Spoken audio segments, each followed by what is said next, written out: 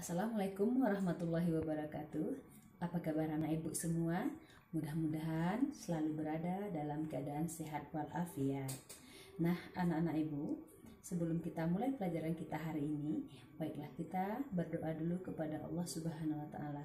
Berdoa mulai. Selesai. Nah, anak-anak ibu, pada pertemuan kita kali ini kita akan mempelajari tema 1, subtema 1, pembelajaran ketiga. Perkembangbiakan pada tumbuhan secara vegetatif. Nah, kompetensi dasar kita kali ini adalah membandingkan cara perkembangbiakan tumbuhan dan hewan. Anak-anak ibu semua, perkembangbiakan tumbuhan secara vegetatif adalah perkembangbiakan tanpa melalui perkawinan. Anak-anak ibu semua, perkembangbiakan vegetatif terbagi dua. Yang pertama, perkembangbiakan secara vegetatif alami. Yang kedua, perkembangbiakan secara vegetatif buatan. Perkembangbiakan secara vegetatif alami adalah perkembangbiakan tumbuhan tanpa bantuan manusia. Perkembangbiakan secara vegetatif alami yang pertama adalah spora. Spora adalah sel yang berubah fungsi menjadi alat perkembangbiakan. Ukuran spora sangat kecil dan bentuknya seperti biji. Tumbuhan yang berkembang biak dengan spora, contohnya paku-pakuan, lumut, dan jamur. Berikutnya adalah perkembangbiakan vegetatif dengan cara membelah diri. Membelah diri adalah membelah sel induk sehingga menjadi dua maupun lebih dari sel anak.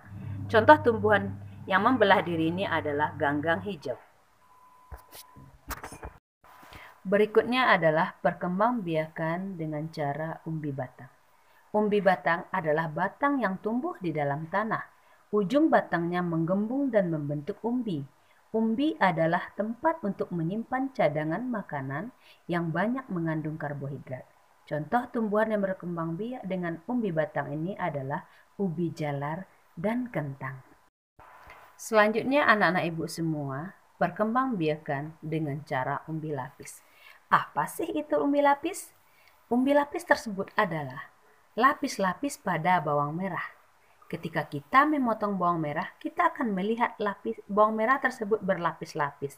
Itulah yang dimaksud dengan umbi lapis. Nah, anak-anak ibu, di tengah lapisan umbi terdapat tunas. Tunas yang terbentuk di tengah umbi lapis disebut siung.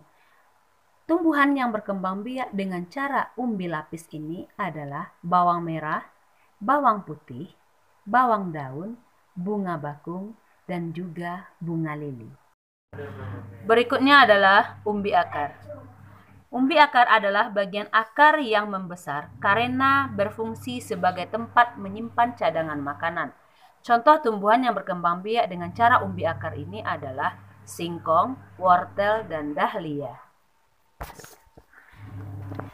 Selanjutnya anak-anak ibu semua, perkembangbiakan dengan tunas. Perkembangbiakan dengan tunas artinya tunas dari tumbuhan induk tumbuh menjadi tumbuhan baru. Tunas pohon pisang tumbuh dari pangkal induknya. Tunas tersebut tumbuh di sekitar tumbuhan induk. Nah, anak-anak ibu semua, contoh tumbuhan lain yang berkembang biak dengan tunas adalah tumbuhan bambu dan juga tebu. Selanjutnya adalah perkembangbiakan dengan cara akar tinggal atau yang disebut juga rizoma. Apa sih itu akar tinggal atau rizoma? Akar tinggal atau rizoma adalah bagian batang yang tumbuh menjalar di dalam tanah. Akar tinggal pada tumbuhan berguna untuk menumbuhkan tunas baru. Nah, kira-kira apa sih contohnya tumbuhan yang berkembang biak dengan akar tinggal ini? Anak-anak ibu tentu pernah melihat mama atau bundanya memasak di dapur. Bunda dan mama kita menggunakan berbagai bumbu masakan. Nah, ada contohnya kunyit, lengkuas, jahe. Nah, itu adalah contoh tumbuhan berkembang biak dengan cara rizoma.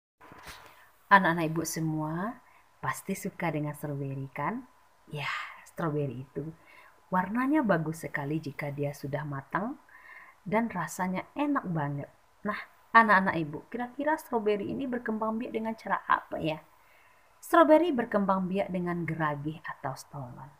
Geragih itu adalah batang yang tumbuh di atas tanah atau di dalam tanah.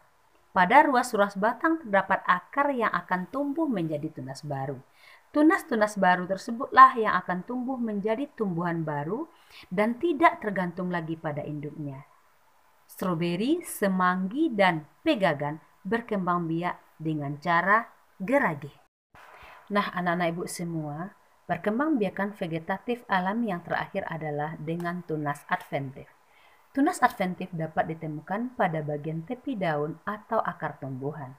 Tunas adventif adalah tunas yang tumbuh selain pada ujung batang dan ketiak daun. Contoh tumbuhan yang berkembang biak secara tunas adventif ini adalah sukun, kesemek, dan cocor bebek. Nah, anak-anak ibu semua, itulah tadi perkembangbiakan secara vegetatif alami. Terima kasih sudah menyaksikan video ini. Wassalamualaikum warahmatullahi wabarakatuh.